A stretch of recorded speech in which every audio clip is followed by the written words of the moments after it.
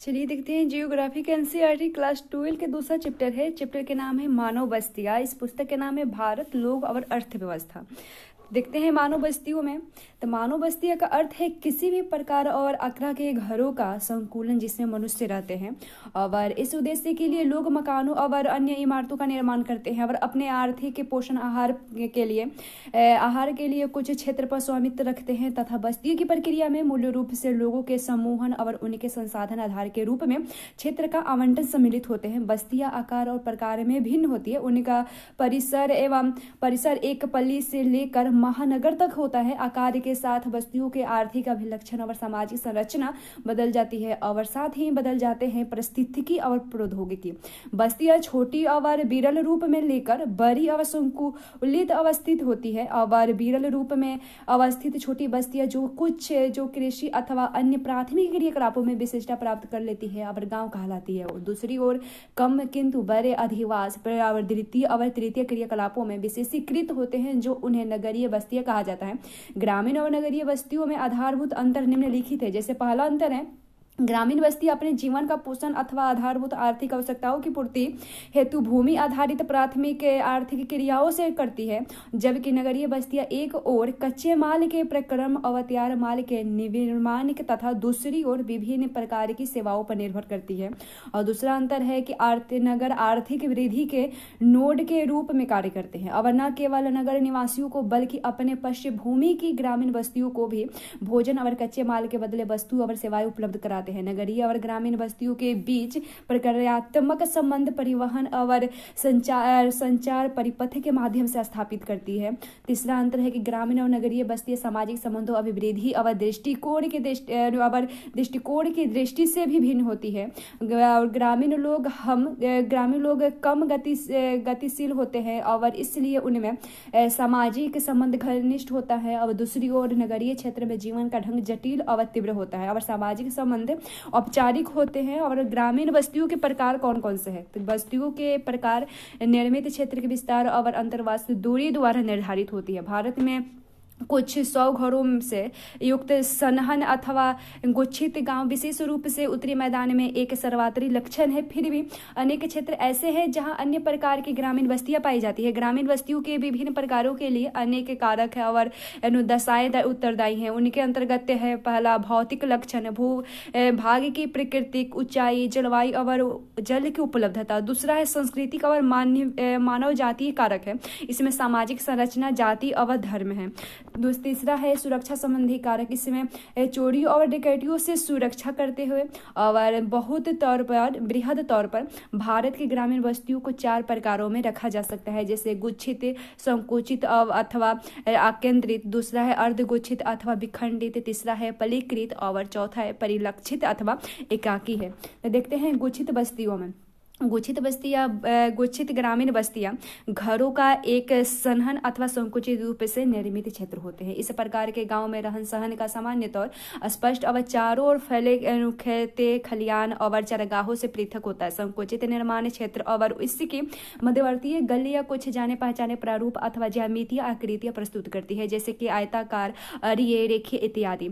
ऐसी बस्तियां प्रायः उपजाऊ जलोढ़ मैदान और उत्तर पूर्वी राज्यों में पाई जाती है। कई बार लोग सुरक्षा अथवा प्रतिरक्षा कारकों से सन्नत गांव में रहते हैं, जैसे कि मध्य भारत के बुंदेलखंड प्रदेश और नागालैंड में है। राजस्थान में जल के अभाव में उपलब्ध जल संसाधनों के अधिकतम उपयोग ने सन्नत बस्तियों को अनिवार्य बना दी है। उसके बाद आता है दूसरा अर्धगुच्छित बस्तियां। अर्धगुच्छित अथवा विखंडित बस्तियां परिलक्षित बस्ती के किसी सीमित क्षेत्र में गुच्छित होने की प्रवृत्ति का परिणाम है। अधिकतर ऐसा प्रारूप किसी बड़े सन्नत गांव के संपृथकन अथवा विखंडन के परिणाम स्वरूप ही भी उत्पन्न हो सकते हैं। ऐसे स्थिति में ग्रामीण समाज के एक अथवा अधिक वर्ग स्वेच्छा से अथवा बलपूर्वक मुख्य गुच्छ अथवा गांव से थोड़ी दूर पर रहने लगती है। अगर ऐसी स्थिति में आमतौर पर जमींदार और अन्य प्रमुख समुदाय मुख्य गांव के केंद्रीय भाग पर आधिपत्य कर लेते हैं, जबकि समाज के निचले तबके के लोग और निम्न कार्यों में संलग्न लोग गांव के बाहरी हिस्सों में बसते हैं। और ऐसी बस्तियां गुजरात के मैदान और राजस्थान के कुछ भागों में व्यापक रूप से पाई जाती है। तीसरा आता है पली बस्तियां। तो कई बार बस्ती भौतिक रूप से एक दूसरे से से पृथक अनेक इकाइयों में बट जाती है, किंतु उन सबका नाम एक रहता है और इन इकाइयों को देश के विभिन्न भागों में स्थानीय स्तर पर पन्ना, पारा, पाली, नगला, ढानी इत्यादि कहा जाता है। और किसी विशाल गांव का ऐसा खंडी भवन प्राय सामाजिक और मानव जातीय कारकों द्वारा अभिप्रेरित होती है। ऐसे गांव मध्य और निम्न गांव के मैदान, छत्तीसगढ़ और हिमालय की निचली घाटियों में बहुलता में पाया जाता है। और आता है लास्ट वाला, परिक्षिप्त बस्तियां आती है। तो भारत में परिक्षिप्त अथवा एकांकी बस्ती प्रारूप सुदूर जंगलों में एकांकी झोपड़ियों अथवा कुछ झोपड़ियों की पल्ली अथवा छोटी पहाड़ियों की ढालों पर खेतों अथवा चरागाहों के रूप में दिखाई पड़ती है। बस्ती का चरम विक्षेपण प्रायः भू भाग और निवास योग्य क्षेत्रों के भू संसाधन आधार की अत्यधिक विखंडित प्रकृति के कारण होता है। मेघालय, उत्तराखंड, हिमाचल प्रदेश और केरल के अनेक भागों में ऐसी बस्तियां पाई जाती है। उसके बाद चलिए देखते हैं नगरीय बस्तियां क्या है। तो ग्रामीण बस्तियों के विपरीत नगरीय बस्तियां सामान्यतः सन्नत और विशालाकार की होती है। ये बस्तियां अनेक प्रकार के अक्लिष्ट आर्थिक और प्रशासकीय प्रकारों से संलग्न होती है। और जैसे कि पहले उल्लेखित किया जा चुका है कि नगर अपने चारों ओर के क्षेत्र में प्रक्रियात्मक रूप से जुड़ा होता है, अतः वस्तुओं और सेवाओं का विनिमय कई बार प्रत्यक्ष रूप से और कई बार मंडी, शहरों और नगरों की श्रृंखला के माध्यम से संपन्न होता है। और इस प्रकार नगर गांव से प्रत्यक्ष और अप्रत्यक्ष दोनों प्रकार से जुड़े होते हैं और वे परस्पर भी जुड़े हुए होते हैं। और आप मानव भूगोल के मूलभूत सिद्धांत नामक पुस्तक जो हमने पुस्तक के अध्याय 10 में नगरों की परिभाषा देख सकते हैं, देखेंगे आगे। उसके बाद गांव में नगरों का विकास देखें। भारत में नगरों का अभ्युदय प्रगति ऐतिहासिक काल से हुआ है और यहाँ तक कि सिंधु घाटी सभ्यता के युग में ही हड़प्पा और मोहनजोदड़ो जैसे नगर अस्तित्व में आए थे और हमने देखा। और इसके बाद यह समय नगरों के विकास का साक्षी है। यह समय 18 शताब्दी में यूरोपियों के भारत आने तक अवधि के उतार चढ़ाव से भरा रहा और विभिन्न युगों में अनेक विकास के आधार पर भारतीय नगरों को इस प्रकार वर्गीकृत किया गया था। और इसको हम जैसे जान सकते हैं प्राचीन नगर, मध्यकालीन नगर और आधुनिक नगर में। तो प्राचीन नगर में देखें भारत में 2000 से अधिक गांवों के ऐतिहासिक पृष्ठभूमि वाले अनेक नगर हैं। इनमें से अधिकांश का विकास धार्मिक अथवा सांस्कृतिक केंद्रों में के रूप में पाया जाता है। बनारसी इनमें से सर्वाधिक महत्वपूर्ण नगर है। प्रायः इन्हें हम प्रयागराज कहते हैं। अब पहले इलाहाबाद था, उसके बाद पाटलिपुत्र जो पटना है, और उसके बाद मदुरई। देश में प्राचीन नगरों के कुछ अन्य उदाहरण हैं। उसके बाद मध्यकालीन नगर आता है। तो वर्तमान में लगभग 100 नगरों का इतिहास मध्यकाल में से जुड़ा हुआ है। इनमें से अधिकांश का विकास रजवाड़ों और राज्यों के मुख्यालय के रूप में हुआ था। ये किला नगर हैं जिनका निर्माण प्राचीन नगरों के खंडहरों पर हुआ था। ऐसे नगरों में दिल्ली, हैदराबाद, जयपुर और लखनऊ, आगरा और नागपुर महत्वपूर्ण है यहाँ के। उसके बाद आधुनिक नगर आता है। आधुनिक नगर में अंग्रेज और अन्य यूरोपियों ने भारत में अनेक नगरों का विकास किया। तटीय स्थानों पर अपने पैर जमाते हुए उन्होंने सर्वप्रथम सूरत, दमन, गोवा, पांडिचेरी इत्यादि जैसे व्यापारिक पत्तन विकसित किए। और अंग्रेजों ने बाद में 3 मुख्य नोडों, मुंबई, चेन्नई और कलकत्ता यानी जो मद्रास कलकत्ता में पर अपनी पकड़ मजबूत की और उनका अंग्रेजी शैली में निर्माण किया और अपनी प्रभाविता को प्रत्यक्ष रूप से अथवा रजवाड़ों पर नियंत्रण के माध्यम से तेजी से बढ़ाते हुए उन्होंने प्रशासनिक केंद्रों, ग्रीष्मकालीन विश्राम स्थलों के रूप में पर्वतीय नगरों को स्थापित किया और उनमें शिविर, प्रशासनिक और अन्य क्षेत्रों को जोड़ा। और 1850 के बाद आधुनिक उद्योगों का आधारित नगरों का जन्म हुआ। जमशेदपुर इसका एक उदाहरण है। स्वतंत्रता प्राप्ति के पश्चात अनेक नगर प्रशासनिक केंद्रों जैसे चंडीगढ़, भुवनेश्वर, गांधीनगर, दिसपुर इत्यादि और औद्योगिक केंद्र जैसे दुर्गापुर, भिलाई, सिंदरी, बरौनी के रूप में विकसित हुए। और कुछ पुराने नगर महानगरों के चारों अनुषंगिक नगरों के रूप में विकसित हुए, जैसे दिल्ली के चारों ओर गाजियाबाद, रोहतक और गुरुग्राम इत्यादि है। ग्रामीण क्षेत्रों में बढ़ते निवेश के साथ पूरे देश में बड़ी संख्या में मध्यम और छोटे नगरों का विकास हुआ। भारत में नगरीकरण, देखिए नगरीकरण के स्तर पर माप कुछ जनसंख्या के, नगरीय जनसंख्या के प्रतिशत के रूप में किया जाता है। वर्ष 2011 में भारत में नगरीकरण का स्तर 31.16% था, जो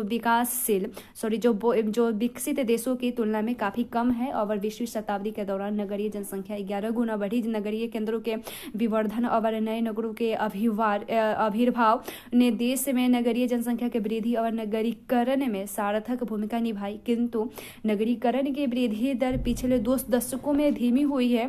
और नगरों का प्रक्रियात्मक वर्गीकरण देखें तो अपनी केंद्रीय अथवा नोडीय स्थान की भूमिका के अतिरिक्त अनेक शहर और नगर विशेषीकृत सेवाओं का निष्पादन करते हैं। कुछ शहरों और नगरों को कुछ निश्चित प्रकारों में विशिष्टता प्राप्त होती है और उन्हें कुछ विशिष्ट क्रियाओं, उत्पादन अथवा सेवाओं के लिए जाना जाता है। फिर भी प्रत्येक शहर अनेक प्रकार करता है। प्रमुख अथवा विशेषीकृत प्रकारों के आधार पर भारतीय नगरों को मोटे तौर पर निम्नलिखित प्रकार में वर्गीकृत किया जा सकता है, जैसे प्रशासन, शहर और नगर।